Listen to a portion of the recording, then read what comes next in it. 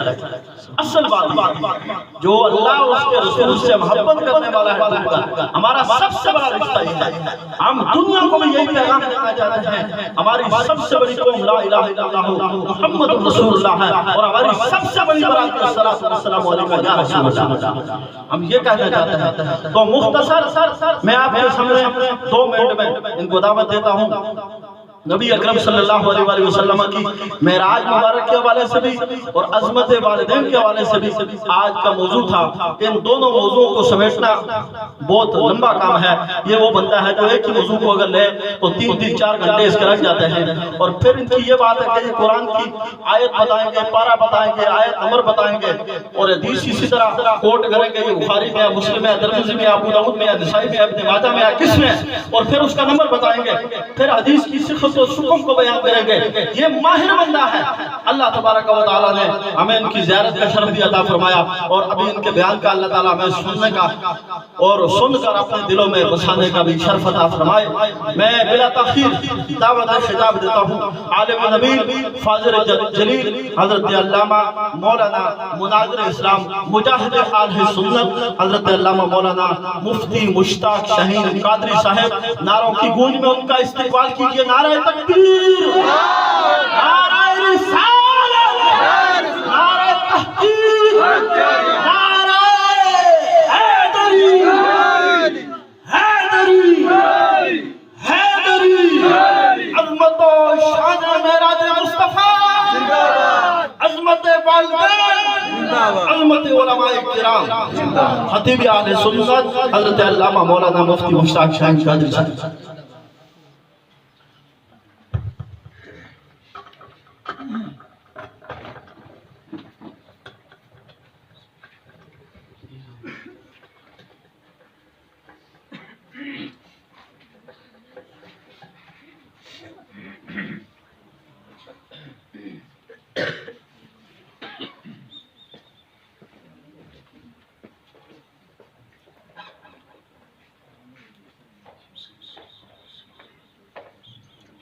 الحمدللہ، الحمدللہ العزیز القہار، والصلاة والسلام علی النبی المختار وعلی آلہ الاطہار واصحابہ الاخیار وعلی آلہ الاطہار واصحابہ الاخیار، اما بعد، فاعوذ باللہ من الشیطان الرجیم، بسم اللہ الرحمن الرحیم۔ وَقَضَىٰ رَبُّكَ أَلَّا تَعْبُدُوا إِلَّا إِيَّاهُ وَبِالْوَالِدَيْنِ إِحْسَانًا، قال فی القرآن المجید، وَإِذْ أَخَذْنَا مِيثَاقَ بَنِي إِسْرَائِيلَ لَا تَعْبُدُونَ إِلَّا اللَّهَ وَبِالْوَالِدَيْنِ إِحْسَانًا، قال فی القرآن المجید، وَاعْبُدُوا اللَّهَ وَلَا تُشْرِكُوا بِهِ شَيْئًا وَبِالْوَالِدَيْنِ إِحْسَانًا، قال فی القرآن المجید، قُلْ تَعَالَوْا أَتْلُ مَا حَرَّمَ عَلَيْكُمْ رَبُّكُمْ عَلَيْكُمْ أَلَّا تُشْرِكُوا بِهِ شَيْئًا وَبِالْوَالِدَيْنِ إِحْسَانًا، إِنَّ اللَّهَ وَمَلَائِكَتَهُ يُصَلُّونَ عَلَى النَّبِيِّ یا ایھا الذین آمنوا صلوا علیہ وسلموا تسلیما، اللہم صل علی سیدنا و اصحاب سیدنا و مولانا محمد وبارک وسلم وصلی علیہ، الصلاۃ والسلام علیک یا رسول اللہ وعلی آلک و اصحابک یا سیدی یا حبیب اللہ۔ بلند آواز سے درود و سلام پڑھ لیجیے اس عقیدے سے کہ ہم یہاں سے حضور کی بارگاہ میں درود و سلام پڑھتے ہیں، اللہ کے نبی قبر انور میں ہمارے درود و سلام کو سن کر اس کا جواب بھی عطا فرمائے۔ یہ میں نہیں کہہ رہا بلکہ میرے نبی نے 1400 سال پہلے ہمیں جو عقیدہ دیا، آج اسی عقیدے پر اہل سنہ والجماعہ عمل پیرا ہے۔ جامع ترمذی کے اندر بھی حدیث موجود ہے، اور ابن ماجہ کے جلد 1 صفحہ 67 پر بھی حدیث موجود ہے، اور زاد السعید کے اندر اشرف علی تھانوی جو دیوبندی مکتبہ فکر کا ملا ہے، اس نے اپنی کتاب کے صفحہ نمبر 36 پر اس حدیث کو نقل کیا۔ اسی طرح تبلیغی نصاب کے صفحہ نمبر 224 پر یہ روایت موجود ہے، اور اسی طرح غلام حسن دیوبندی کی ایک اور کتاب ہے، اس نے فضائل درود شریف کے صفحہ نمبر 136 پر اس حدیث کو نقل کیا، اور اسی طرح تحفۃ الذاکرین کے اندر مولوی شوکانی نے، خیر مقلدین کے امام نے، صفحہ نمبر 149 پر اس حدیث کو نقل کیا۔ حدیث یہ ہے، میرے نبی نے فرمایا ما من احد یسلم علی الا رد اللہ علی روحی حتی رد علیہ السلام، کہا کوئی بھی میرا غلام، میرے نبی نے فرمایا میرا امتی جہاں بھی بیٹھ کر یا کھڑے ہو کر کسی مقام سے بھی مجھ پر درود و سلام پڑھتا ہے، اللہ پاک مجھے اس کی طرف متوجہ کر دیتا ہے، میں اس کے سلام کا جواب دے دیتا ہوں۔ حضرت محترم، یہ عقیدہ سنیوں کا عقیدہ ہے کہ ہم حضور کی بارگاہ میں بلند آواز سے درود و سلام پڑھتے ہیں۔ لوگ یہ سمجھتے ہیں کہ بلند آواز سے پڑھنے میں کیا حکمت ہے، کیا تمہارا نبی اونچی آواز سے درود و سلام سنتا ہے اس لیے اونچی آواز سے پڑھتے ہو؟ تو سن لیجئے، ہمارا یہ عقیدہ نہیں ہے کہ ہمارا نبی اونچی آواز سے ہمارا درود و سلام سنتا ہے اس لیے ہم درود و سلام اونچی آواز سے پڑھتے ہیں، بلکہ نہیں، میرے نبی نے 1400 سال پہلے اونچی آواز سے بھی درود و سلام پڑھنے کا حکم دیا تھا۔ اٹھائیے تفسیر روح البیان جلد 1 صفحہ 95 پر روایت موجود ہے، میرے نبی نے فرمایا ارفعوا اصواتکم بالصلاۃ علی فانما علی تذهب النفاق، لوگوں جب بھی مجھ پر درود و سلام پڑھو اونچی آواز سے پڑھا کرو، جب اونچی آواز سے درود و سلام پڑھو گے تو اللہ پاک تمہارے دل کی منافقت کو ختم کر دے گا۔ تو اس لیے یہ میرے نبی علیہ السلام کی بارگاہ میں اونچی آواز سے درود و سلام پڑھیے، الصلاۃ والسلام علیک یا رسول اللہ وعلی آلک واصحابک یا سیدی یا حبیب اللہ، الصلاۃ والسلام علیک یا نبی اللہ وعلی آلک واصحابک یا شفیع المذنبین۔ وقت بڑا قلیل ہے، اس لیے اللہ تبارک و تعالیٰ کی حمد و ثنا کے بعد حضور نبی کریم علیہ السلام کی بارگاہ میں ہدیہ درود و سلام عرض کرنے کے بعد وارثان منبر و محراب، ارباب فکر و دانش، حاملین عقیدہ اہل سنت، جمیع احباب، بالخصوص خطیب اہل سنت فخر الخطباء حضرت علامہ مولانا مفتی اور عالم نبیل، عالم بعمل، فاضل جلیل، پروفیسر قبلہ محترم قاری فاروق حیدری صاحب زیدہ مجدہ، اور بالخصوص آج کی اس محفل کی انتظامیہ میرے بھائی محترم قبلہ حافظ کامران صاحب اور ان کے بھائی محترم طاہر صاحب اور محترم عثمان بھائی، انہوں نے اپنے والد گرامی محترم عرفان مرحوم رحمت اللہ تعالی علیہ کہ اصحال ثواب کے لیے آج کی اس عظیم الشان محفل کا انعقاد کیا۔ میں دعا کرتا ہوں کہ آج کی اس عظیم الشان کے توسل سے مرحوم مغفور کو جنت الفردوس میں اعلیٰ مقام عطا فرمائے۔ حضرت محترم، سب سے پہلے میں آپ لوگوں کو ہدیہ تبریز پیش کرتا ہوں کہ آپ احباب کو اللہ رب العزت نے ایک ایسا خطیب عطا کیا کہ جو خطابت کے معاملے میں اور علم کی بیداب بادشاہ کی صورت میں اللہ رب العزت نے ایسی شخصیت اللہ رب العزت نے آپ کو عطا کی ہے کہ جن کے مقابلے کا عالم میں نے ہزارہ کے اندر کوئی نہیں دیکھا۔ نجدیت کو رگڑا دینے کے مقابلے میں اور رافضیت کے مقابلے میں انہوں نے جو کام کیا ہمارے علاقے میں ان کو خراج تحسین پیش کرتا ہوں، آج بھی لوگ وہاں پر یاد کرتے ہیں۔ تو اس لیے یہ بہت بڑا اہل سنت والجماعت کا اثاثہ ہے۔ یہ بات نہیں ہے کہ انہوں نے میری تعریف کر دی اور میں ان کے فضائل نہ بیان کروں، علماء کے فضائل بیان کرنا براہ راست میرے نبی کی سنت ہے۔ میرے نبی نے کیا فرمایا؟ میرے نبی نے فرمایا میری امتیوں چاروں میں سے ہونا، پانچواں نہ بننا، اگر پانچواں بن جاؤ گے ہلاک ہو جاؤ۔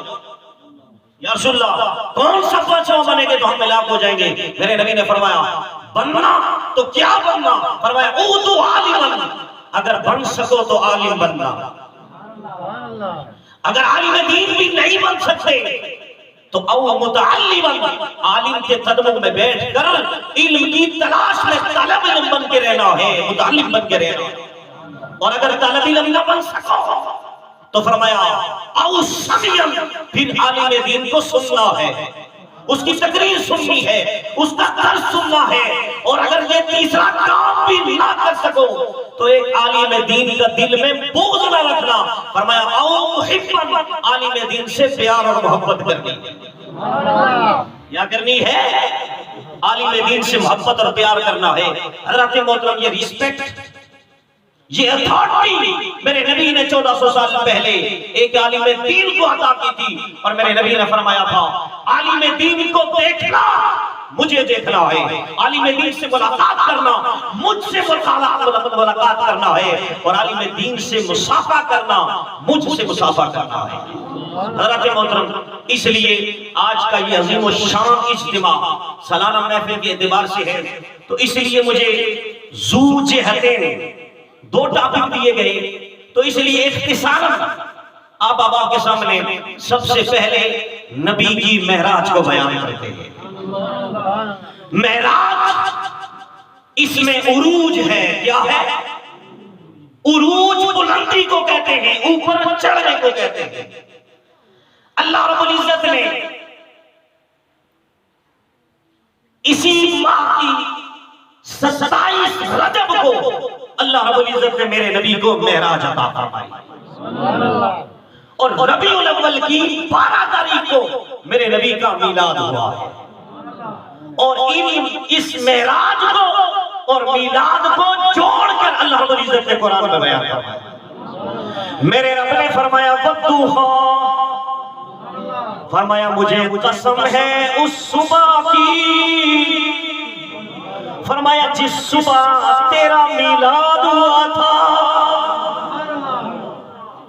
واللیل اذا سجا، مجھے اس رات کی قسم، یا اللہ کس رات کی قسم کھا رہا ہے؟ مفسرین فرماتے ہیں رب اس رات کی قسم کھا رہا ہے جس میں میرے نبی کو معراج ہوئی تھی،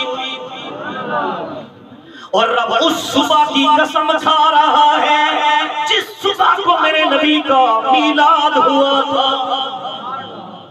میلاد میں میرے نبی کا آنا ہے، معراج میں میرے نبی کا رب کی بارگاہ میں جانا ہے۔ کہیں میرا رب میرے نبی کے آنے کی قسمیں کھا رہا ہے، کہیں میرا رب میرے نبی کے جانے کی قسمیں کھا رہا ہے۔ اس معراج کی اصل حکمت کیا ہے؟ یا رسول اللہ آپ بھی بتائیے معراج کی اصل حکمت کیا تھی کہ آپ کو رب نے 27ویں رات کو اپنا دیدار کروایا؟ جواب آتا ہے ساری حکمتیں، بہت زیادہ حکمتیں ہیں، لیکن ان ساری حکمتوں میں سے ایک حکمت یہ ہے، میرے نبی نے فرمایا معراج کی رات میں اپنی امت کی جنتیوں کے ساتھ منگنی کروانے کے لیے گیا تھا۔ کیا کروانے کے لیے گیا تھا؟ منگنیاں کروانے کے لیے گیا تھا۔ اسی لیے بخاری کے اندر جلد 1 صفحہ 67 پر حدیث موجود ہے، میرے نبی علیہ السلام جنت کے اندر گئے، جنت کی ساری حوروں کی سردار جسے حسن پہ بڑا ناز تھا،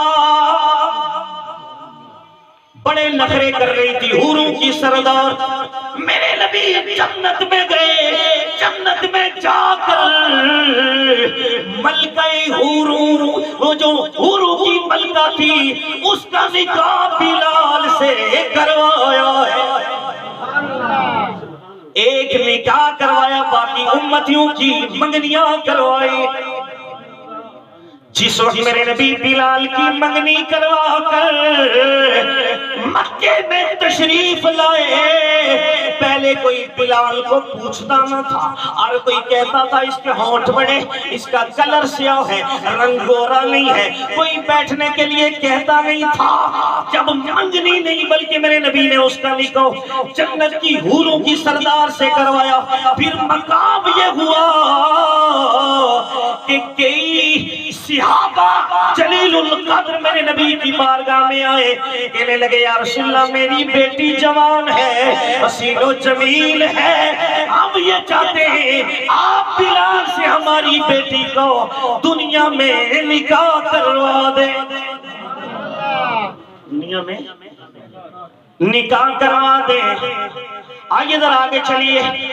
میں اب معراج بیان کروں گا میرے نبی کی، کیونکہ بڑی تفصیل ہے. اگر آپ نے مکمل ٹاپک سننا ہے، انٹرنیٹ کے اندر 4.25 گھنٹے کا اس پر مسلسل علمی خطاب موجود ہے، آپ سن سکتے ہیں. لیکن مختصراً میں عرض کرنے لگا ہوں، ذرا جناب موسیٰ علیہ السلام کی معراج سنو، پھر اس کا موازنہ میں کروں گا میرے نبی کی معراج پر کہ میرے نبی کی معراج کا کیا عالم ہے. باقی آدم سے لے کر عیسیٰ تک سارے نبیوں کو رب نے اپنی معراج کروائی، اپنا دیدار کروایا، لیکن میرے نبی کی معراج کا عالم کیا ہے. میرے نبی کی معراج سب سے نرالی تھی.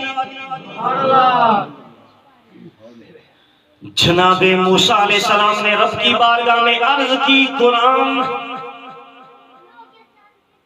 اللہ رب العزت قرآن مجید کے اندر ارشاد فرماتا ہے. اٹھائیے قرآن مجید کے اندر سورہ بقرہ آیت نمبر 55. قرآن مجید کے اندر اللہ رب العزت ارشاد فرماتا ہے، رب کی بارگاہ میں موسیٰ علیہ السلام نے عرض کی، ربی ارینی انظر الیک، یا اللہ میں تجھے دیکھنا چاہتا ہوں، دیدار کرنا چاہتا ہوں.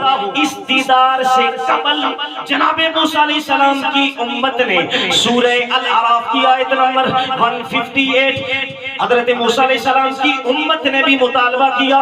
جس وقت جناب موسیٰ علیہ السلام نے اپنی امت سے کہا میرا کلمہ پڑھ لو، رب کو مان لو، فوراً قوم کہنے لگی.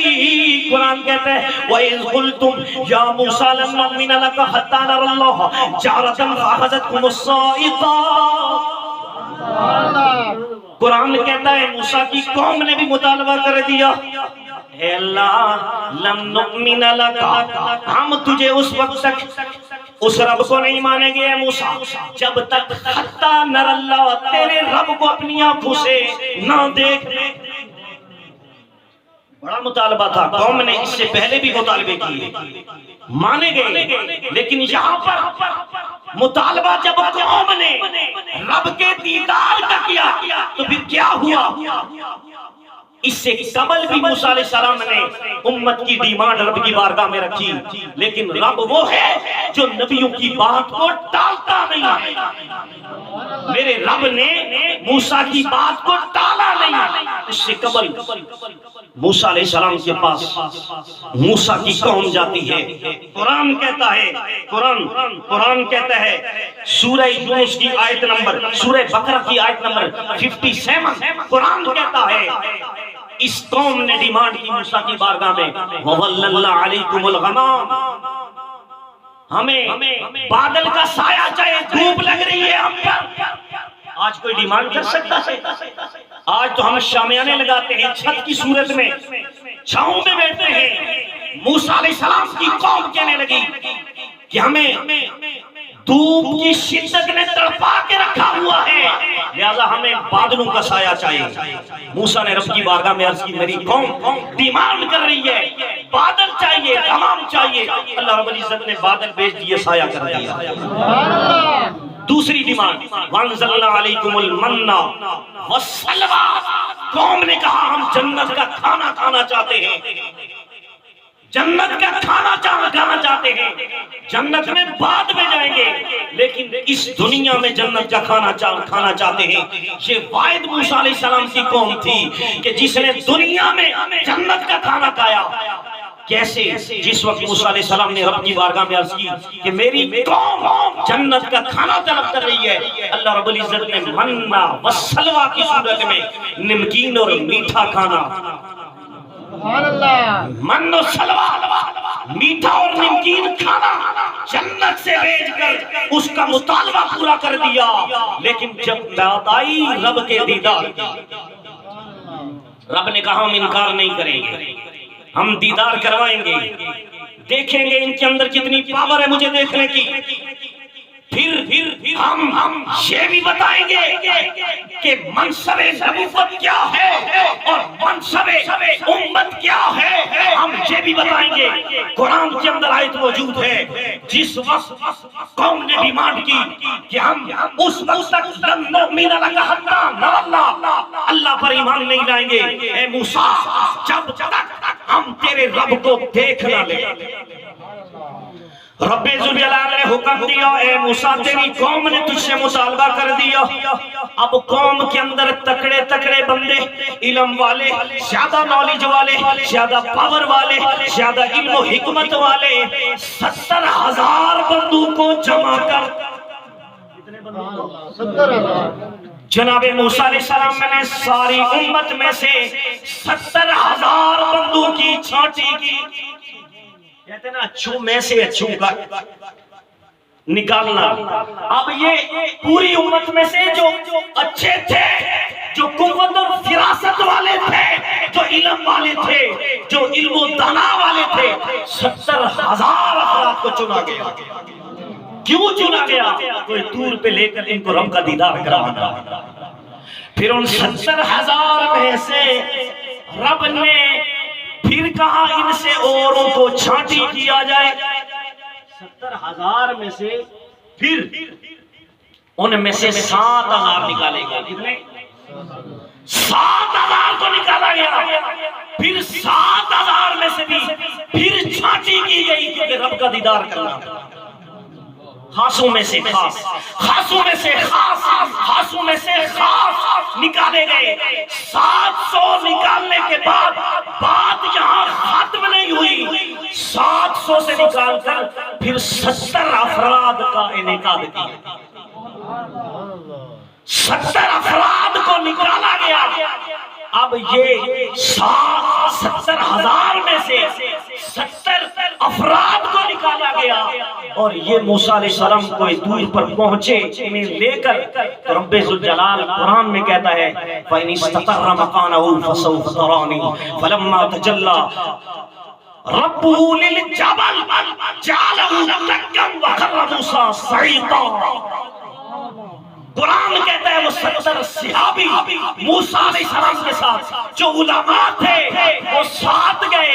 رب ذوالجلال نے ڈائریکٹ نہیں انڈائریکٹ اپنے دیدار کی ایک تجلی، اس تجلی کی مقدار علماء بیان فرماتے ہیں یہ جو سوئی ہے، اس کا جو ناگا ہے، اس کا جو سوراخ ہے، اس کا کروڑواں حصہ تکبیر اللہ اکبر نعرہ رسالت یا رسول اللہ نعرہ حیدری یا علی تاجدار ختم نبوت زندہ باد زندہ باد تاجدار ختم نبوت زندہ باد زندہ باد مولانا مجاہد اہل سنت مشتاق شہید قادری صاحب زندہ باد۔ ماشاءاللہ اللہ سلامت رکھے۔ اسی طرح آپ مجھے ذوق دیں گے تو چند باتیں عرض کر دوں گا۔ طبیعت خراب ہے، ابھی آپ کی موجودگی میں نے ایک ٹیبلٹ لی ہے تو میں اس ٹیبلٹ پہ چل رہا ہوں۔ اللہ پاک حضور کے صدقے ہم سب کو صحت و تندرستی عطا فرمائے۔ حضرات محترم، جس وقت موسیٰ علیہ السلام کوئی دور پر ان 70 افراد کو لے کر گئے، اللہ رب العزت نے سوئی کے اس سوراخ کے کروڑویں حصے کے برابر اپنی تجلی، نور کی تجلی، دیدار کی تجلی ان کو نہیں بتائی۔ یہ کروڑواں حصہ جبل پہاڑ کے اوپر ڈالا، پہاڑ جل گیا، پہاڑ جل گیا۔ یہ جو 70 افراد تھے یہ مر گئے، شہید ہو گئے اور موسیٰ علیہ السلام بے ہوش ہو گئے۔ پتہ یہ چلا نبی امتی برابر نہیں ہو سکتے۔ اگر امتی اور نبی ایک جیسے ہوتے تو موسیٰ علیہ السلام کی بھی روح قبض ہو جاتی۔ اب جس وقت انہیں ہوش آیا، موسیٰ علیہ السلام کو ہوش آیا، ایک روایت کے مطابق رات کا وقت تھا، جس وقت انہیں ہوش آیا، بے ہوش ہونے کے بعد تو 30 میل ایک روایت کے مطابق اور ایک روایت کے مطابق 3 میل دور کالی سیاہ رات، کالی سیاہ پہاڑی پر کالی سیاہ چیونٹی اگر وہ بھی چل رہی تھی تو موسیٰ علیہ السلام اسے بھی دیکھ رہے ہیں۔ جس موسیٰ کے روئے دیکھنے کا یہ عالم ہے جو معراج کی رات مسجد اقصی میں میرے نبی کے پیچھے نماز پڑھ رہا تھا، اس موسیٰ کے نبی جناب محمد رسول اللہ کی روح اور دیکھنا کا کیا عالم ہو، جو 30 میل دور تک جو نبی 30 میل دور کالی سیاہ پہاڑی پر کالی سیاہ چوٹی کو اگر دیکھ سکتا ہے، اللہ کی عزت کی قسم مدینے سے میرا نبی جہاں بھی دیکھ سکتا ہے۔ اسی لیے بخاری کی جلد 1 صفحہ نمبر 59 پر حدیث موجود ہے، میرے نبی نے فرمایا ترون قبلتی ہاؤنا فواللہ علی رکوعکم ولا خشوعکم، لوگوں تمہیں کیا پتا میں کہاں کہاں دیکھتا ہوں، میں تمہیں آگے بھی دیکھتا ہوں پیچھے بھی دیکھتا ہوں، تمہارا رکوع بھی میں جانتا ہوں کیسے کرتے ہو، تمہارے دل کی کیفیت بھی میں دیکھتا ہوں۔ جو نبی دل کی کیفیت کو بھی جان لے اسے محمد رسول اللہ۔ حضرات محترم، یہاں پر موسیٰ علیہ السلام نے جس وقت رب کی بارگاہ میں معراج کا مطالبہ کیا تو بات یاد آگئی، امام جلال جو سیوطی نے اپنی کتاب انیس الجلیس کے صفحہ نمبر 127 پر لکھی، رب نے کہا اے موسیٰ تو یہ کہتا ہے کہ مجھے دیدار کروا، میں انکار نہیں کہتا،